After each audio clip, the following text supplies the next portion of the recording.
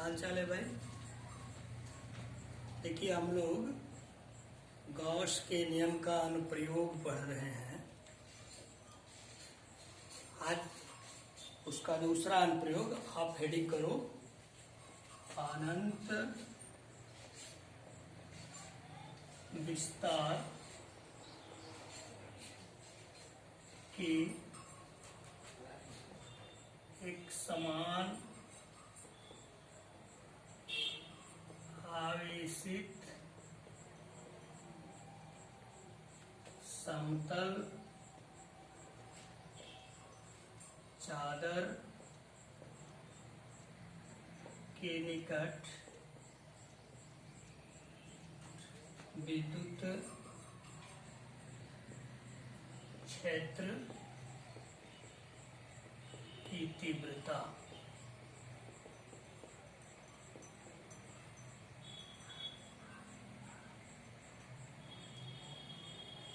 Gauss प्रमेय या Gauss नियम का अनुप्रयोग हम लोग पढ़ रहे हैं।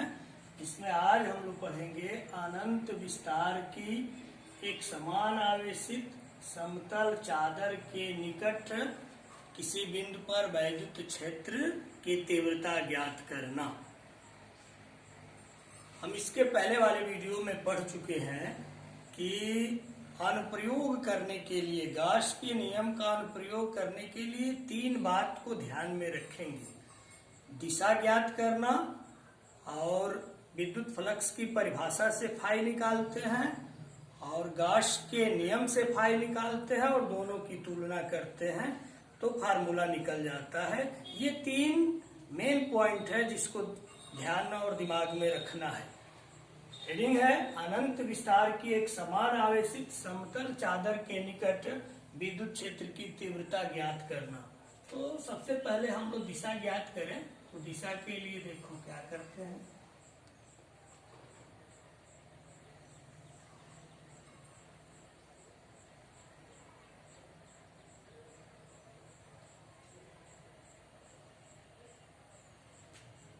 ये एक समान आवेशित समतल चादर है या परत आप कह सकते हो।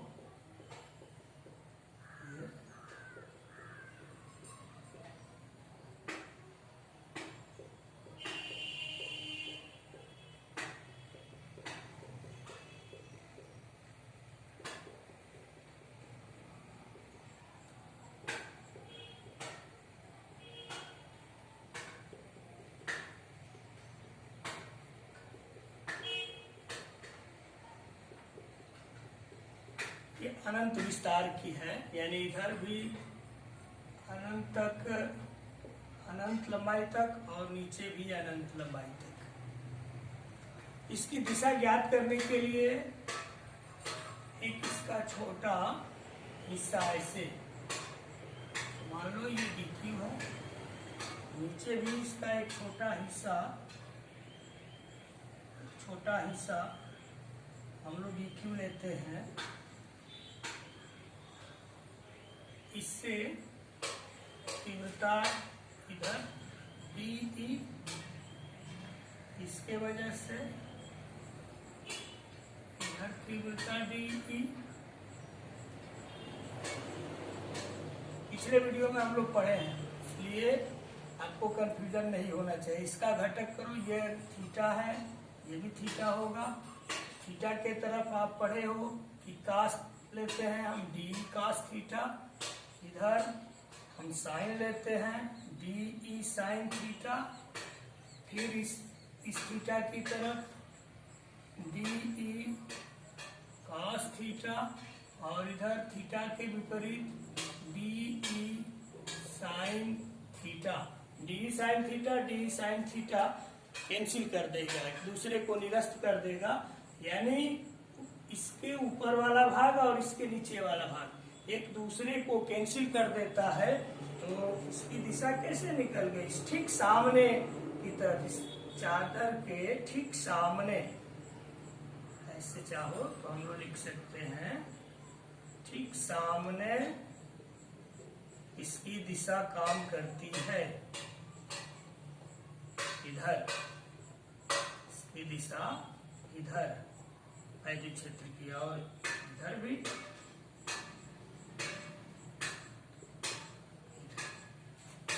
ये दिशा निकल गया। सबसे पहले हम लोग दिशा निकालते हैं और दिशा के बाद अब क्या करेंगे, विद्युत फ्लक्स की परिभाषा से फाई निकालो और गाउस के नियम से फाई निकालो। तो इसके लिए हम एक गाउसीय पाथ की कल्पना करते हैं। तो आप यहाँ देखो,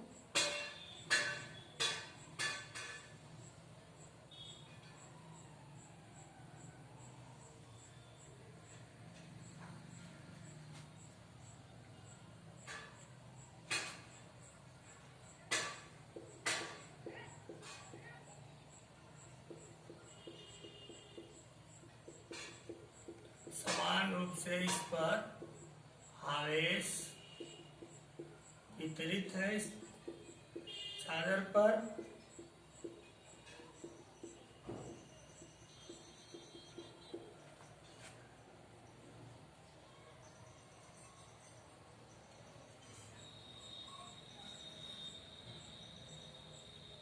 एक गाउसीय पाथ की हम कल्पना करते हैं।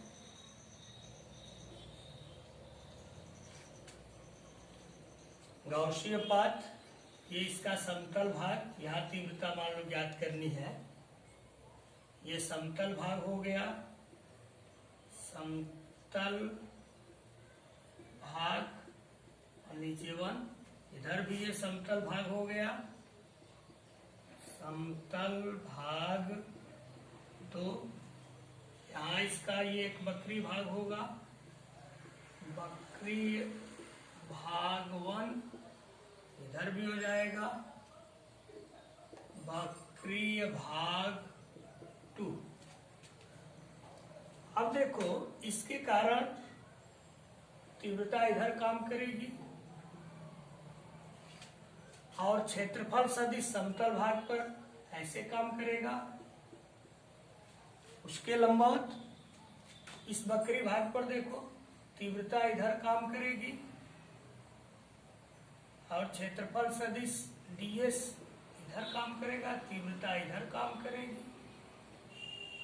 ये 90 डिग्री का हो जाएगा इंगित। यहाँ वक्री भाग पर देखो, तीव्रता E इधर काम करेगी और क्षेत्रफल सदिश ऐसे ds इधर काम करेगा, ये 90 डिग्री हो जाएगा। समतल भाग पर तीव्रता इधर काम करेगी और ds भी इधर ही काम करेगा। पूरी दिशा निकाले हैं। इस धन आवेश के कारण दिशा इधर हो गया, क्षेत्रफल सदिश भी इधर, इस वक्री भाग पर तीव्रता इधर और ds इधर, तीव्रता इधर, ds भी इधर, और यहाँ तीव्रता इधर, ds इधर। यहाँ थीटा हो जाएगा 0, यहाँ भी थीटा हो जाएगा 0।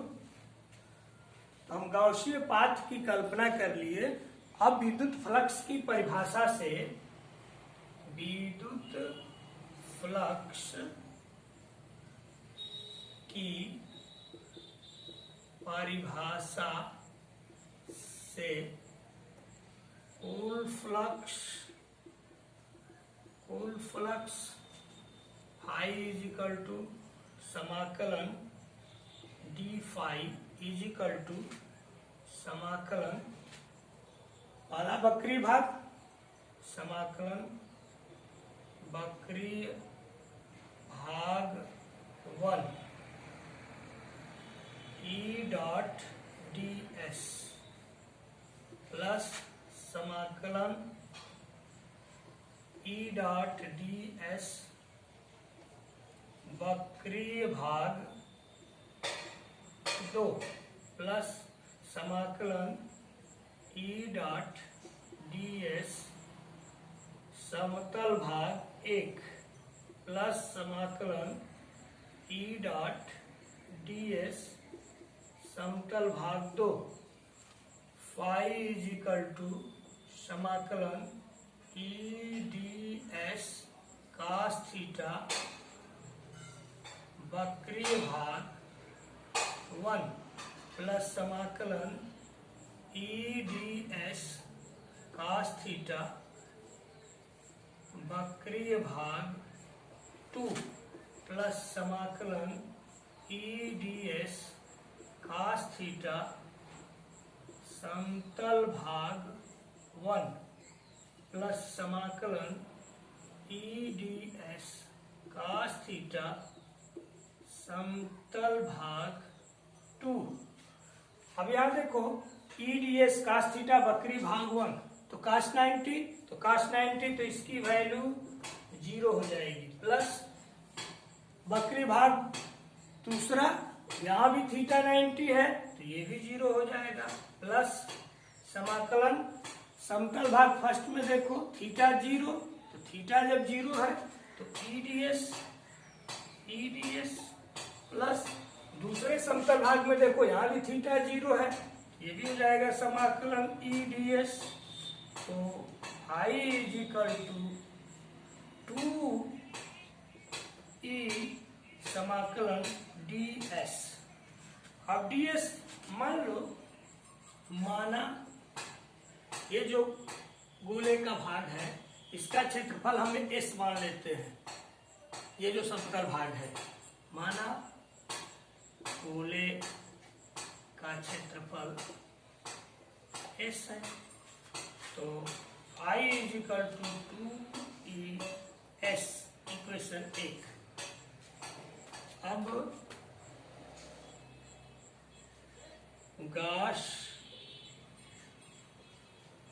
प्रमेय से फ्लक्स हाई इज इक्वल टू, आप पढ़े हो sigma q upon epsilon naught, equation 2। Sigma q क्या है? गॉसीय पृष्ठ से परिबद्ध आवेश या गॉसीय पृष्ठ में कुल आवेश। तो यहाँ देखो ये एस जो गोली भाग है, इससे जितना आवेश प्रवेश करेगा वही आवेश इधर से निकलेगा, यानी वही आवेश इस बंद पृष्ठ के लिए सिग्मा क्यू का काम करेगा। इस गोली भाग से जितना आवेश प्रवेश करेगा उतना ही आवेश निकलेगा इधर से। तो ये जो बंद पृष्ठ है, सिग्मा क्यू क्या है कि गॉसीय पृष्ठ में परिबद्ध कुल आवेश या गॉसीय पृष्ठ में या गॉसीय पृष्ठ से संबंधित कुल आवेश। तो ये गॉसीय पृष्ठ इससे संबंधित ये आवेश कितना होगा, जितना इस गोलीय भाग से या इस क्षेत्रफल से जितना आवेश प्रवेश करे। दूसरी चीज आप पढ़े हो sigma is equal to Q upon A. एकांक क्षेत्रफल में जो आवेश होता है उसको पृष्ठीय आवेश घनत्व हम कहते हैं। पृष्ठीय आवेश घनत्व, पृष्ठीय आवेश घनत्व।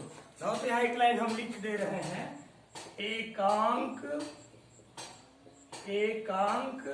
क्षेत्रफल में आवेश को पृष्ठीय आवेश घनत्व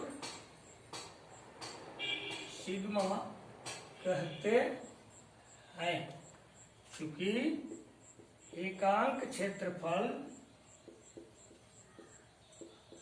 आवेश सिग्मा, इसलिए इस क्षेत्रफल में आवेश सिग्मा इंटू एस। तो यही सिग्मा इंटू एस जो इस क्षेत्रफल में, इस क्षेत्रफल से जितना आवेश निकलेगा वही इस गॉसीय पृष्ठ का आवेश होगा।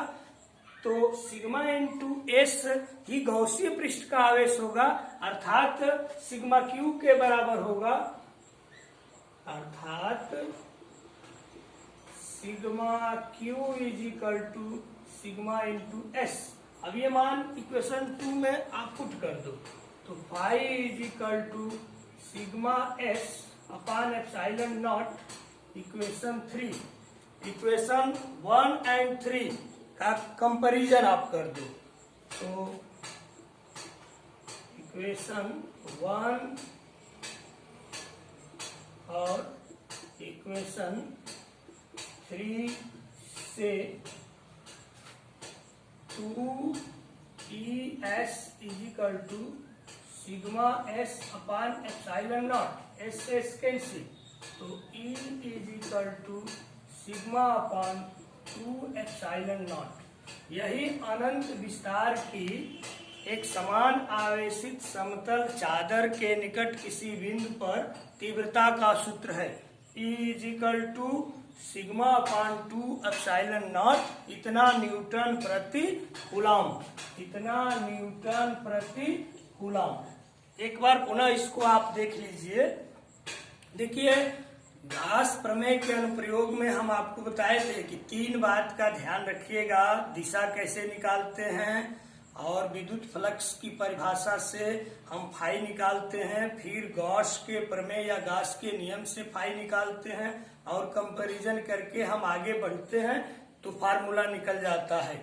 यहाँ अनंत विस्तार की एक समान आवेशित समतल चादर के निकट विद्युत क्षेत्र की तीव्रता ज्ञात करनी है। ये एक समतल चादर है समान आवेशित, इसकी लंबाई भी इधर अनंत है, इसकी भी लंबाई इधर अनंत है। तो इसका एक छोटा हिस्सा हम dq ले लिए हैं, नीचे भी एक छोटा हिस्सा dq ले लिए हैं। तो इससे तीव्रता d की और इसके वजह से भी तीव्रता d इधर काम कर रही है। ये कोण थीटा है तो ये भी कोण थीटा होगा। अब de का घटक थीटा के दिशा में d cos थीटा, इसके विपरीत दिशा में de sin थीटा, यहाँ थीटा के दिशा में de cos थीटा और इसके विपरीत दिशा में de sin थीटा। हम देख रहे हैं कि d sin थीटा एक दूसरे को निरस्त कर दे रहा है और d cos थीटा जुड़ जा रहा है, अर्थात समतल चादर के ऊपर का जो आवेश है उसके वजह से तीव्रता और नीचे जो आवेश है इसके वजह से तीव्रता एक दूसरे को निरस्त कर देती है। ठीक इसके सामने तीव्रता रह जाती है। यानी इस समतल चादर के लिए देखिए, इधर दिशा और फिर इधर दिशा, यानी दिशा इसके ठीक सामने काम करेगी, इसकी ठीक इधर सामने काम करेगी। दिशा निकालने के बाद हम गाउसीय पृष्ठ की कल्पना करते हैं या गाउसीय पृष्ठ बनाते हैं। तो ये समतल चादर, यहाँ गाउसीय पृष्ठ है, यानी एक हम बेलन की कल्पना किए हैं। इसका ये समतल भाग, ये वक्री भाग, इसका भी ये समतल भाग, ये वक्री भाग। इस धन आवेश के कारण तीव्रता इधर और इस भाग पर क्षेत्रफल सदिश इधर, तो ds और e दोनों पैरेलल, तो थीटा 0। यहाँ आप देखो वक्री भाग पर e इधर काम कर रहा है, ds इधर काम कर रहा है 90 डिग्री। यहाँ भी आप देखो e इधर काम कर रहा है और ds इधर काम कर रहा है, यानी 90 डिग्री का कोण बन रहा है। समतल भाग दूसरे पर देखो, तीव्रता इस धन आवेश के कारण इधर और क्षेत्रफल सदिश ds भी उसी दिशा में काम कर रहा है, यानी थीटा इजिकल टू 0।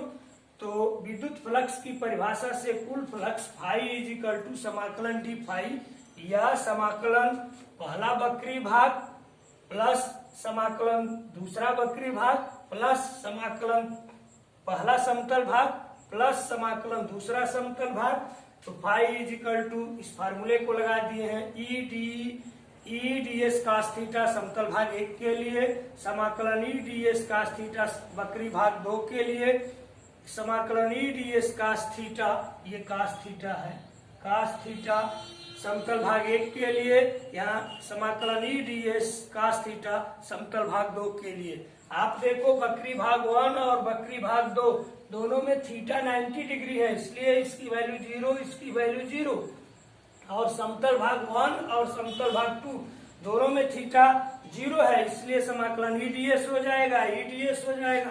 इसको हम जोड़ दिए हैं तो phi is equal to 2e ds, phi is equal to 2e समाकलन ds। इसको हम मान लिए हैं कि गोले के भाग का क्षेत्रफल, या माना गोले का क्षेत्रफल, ये समतल जो भाग गोलाकार है इसका क्षेत्रफल हम मान लिए हैं कि s है, तो phi is equal to 2 into s।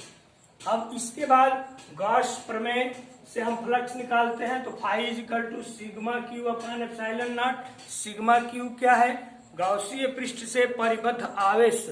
अब गाउसीय पृष्ठ से परिबद्ध आवेश कैसे निकलेगा? इस भाग से जितना आवेश प्रवेश करेगा वही आवेश निकलेगा। तो ये गॉसीय पृष्ठ हो गया। तो इसमें कुल कितना आवेश है, जितना इससे प्रवेश करेगा।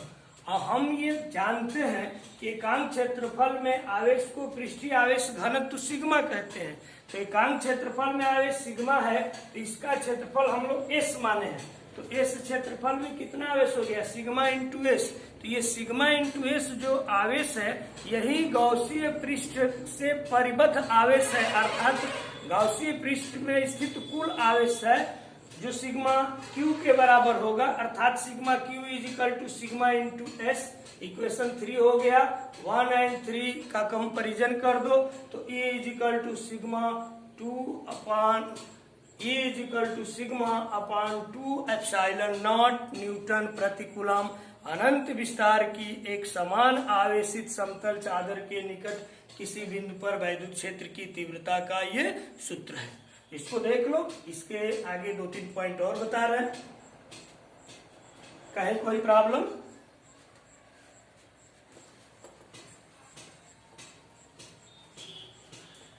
ये थोड़ा कठिन जरूर है, अभ्यास तो करना ही पड़ेगा, ऐसे तो होगा नहीं, आपको अभ्यास करना पड़ेगा। पहले भी बताया कि इसका अनुप्रयोग इम्पोर्टेंट है और बहुत आराम से चल रहे हैं, क्योंकि आप लोगों की ऐसी शिकायत है कि सर जी फास्ट पढ़ा रहे हैं, तो इस चैप्टर को तो बहुत आराम से एक फार्मूला ही प्रूफ कर रहे हैं। और इसके बाद भी अगर समझ में नहीं आता है तो फिर आप पूछिएगा, आपको प्रयास करेंगे। इसके बाद देखो, जैसे मान लीजिए ये धनावेशित प्लेट है,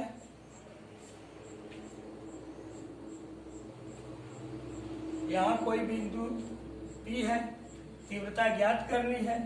इसके कारण तीव्रता E1 इधर काम करेगा, इसके कारण तीव्रता E2 इधर काम करेगा। क्यों? क्योंकि आप जानते हो कि धन आवेश से दूर, तो P बिंदु पर परिणामी तीव्रता, बिंदु P पर परिणामी तीव्रता E is equal to E1 plus E2। अभी हम लोग पढ़े हैं E का मान sigma upon 2 epsilon naught plus sigma upon 2 epsilon naught. इसको आप हल कर लो। 2 एप्सिलॉन नॉट, तो सिग्मा सिग्मा 2 सिग्मा, इससे ये कैंसिल, तो E is equal to sigma upon epsilon naught, इतना न्यूटन प्रति कूलम। दूसरे पॉइंट में आप देख लो, अगर इस तरह से हो, ऐसे, ये मान लो धनावेशित प्लेट है और ये मान लो ऋणावेशित प्लेट है, ऋणावेशित प्लेट, ये ऋणावेशित है, ये ऋणावेशित प्लेट है। यहाँ कोई बिंदु P है, यहाँ तीव्रता निकालनी है, तो इस धन आवेश के कारण तीव्रता E1 इधर काम करेगा, माइनस आवेश के कारण आप जानते हो कि यह आवेश की ओर ही काम करता है, तो तीव्रता E2 इधर काम करेगा। फिर इस बिंदु पर परिणामी तीव्रता E is equal to E1 plus E2, यही चीज मान रख देंगे। E is equal to sigma upon epsilon naught, इतना न्यूटन प्रति कूलम। तीसरे पॉइंट पे देखो, यही मान लीजिए अगर ऐसे है, ये धनावेशित प्लेट है, ये मान लीजिए ऋणावेशित प्लेट है, ये ऋणावेशित प्लेट है। यहाँ हम तीव्रता निकाल रहे हैं P बिंदु पर, तो इसके कारण तीव्रता E1 धनावेश से दूर, इसके कारण तीव्रता E2 इधर काम करेगा माइनस आवेश की ओर, तो यहाँ परिणामी तीव्रता E is equal to E1 plus, तो दिशा माइनस है इसलिए माइनस हो जाएगा, E1 माइनस E2, तो E is equal to sigma upon 2 epsilon naught minus sigma upon 2 epsilon naught, इससे ये कैंसिल, तो E इज इक्वल टू 0, यहाँ तीव्रता 0 हो जाएगी। इस तरह से एक कंप्लीट फार्मूला हम लोग निकाल लिए कि अनंत विस्तार की एक समान आवेशित समतल चादर के निकट किसी बिंदु पर वैद्युत क्षेत्र की तीव्रता E = σ/2ε0। पहली स्थिति में आप देख रहे हो यहाँ तीव्रता σ/ε0, बीच में तीव्रता E = σ/ε0, ये बाहर तीव्रता हम निकालें E = 0।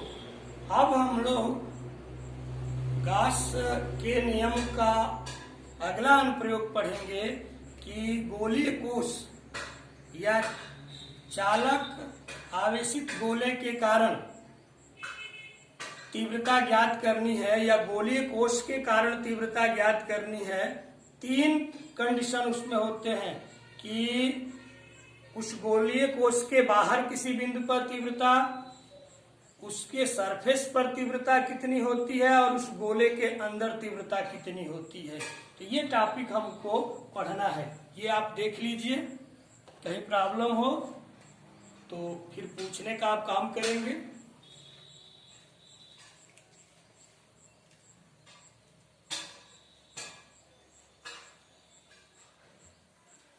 अब आगे हम लोग अगले वीडियो में पढ़ेंगे, क्योंकि उसको पढ़ाना चाहते थे, लेकिन आपकी एक डिमांड है कि इस चैप्टर में सर जी एक ही फार्मूला आप प्रूफ करें, तो एक ही फार्मूला प्रूफ कर रहे हैं, इतने पर ही रहने दे रहे हैं। कल हम लोग पढ़ेंगे गोलीय कोश के कारण सेंटर से r दूरी पर स्थित किसी बिंदु पर तीव्रता, उसके सतह पर तीव्रता कितनी होगी, उसके अंदर तीव्रता कितनी होगी।